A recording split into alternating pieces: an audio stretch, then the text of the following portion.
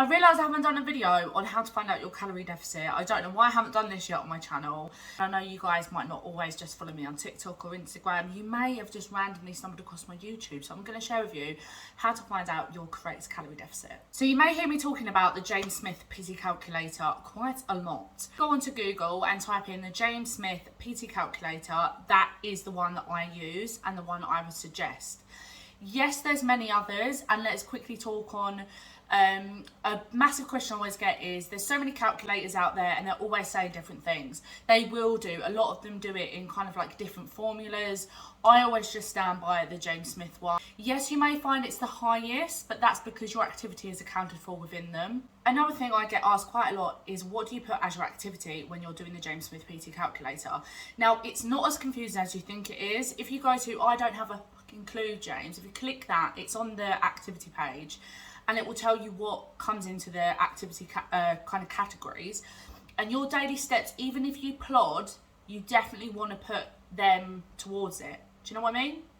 If that makes any sense. So a lot of people come to me and say, I plod around all day and I do about 10,000 steps. I put myself as sedentary. No! You want to be putting yourself as moderate. You are filling it all out. Make sure it's 100% correct.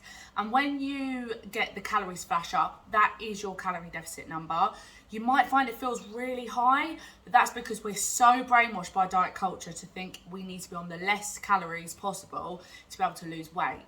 You will lose weight on these calories, I promise you. Another quick one before I go is the app's telling me 1,200, say MyFitnessPal or NutriCheck.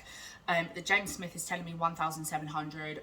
Which one do I go for? Now, there's so much conflicting on the information on the internet. Yeah, it's kind of like, what do we do? So the reason why the apps say 1,200, for example, as a rule of thumb for everyone is because they're expecting you, I think this is what it is, they expect you to exercise and then input that into the app and then eat the exercise calories back.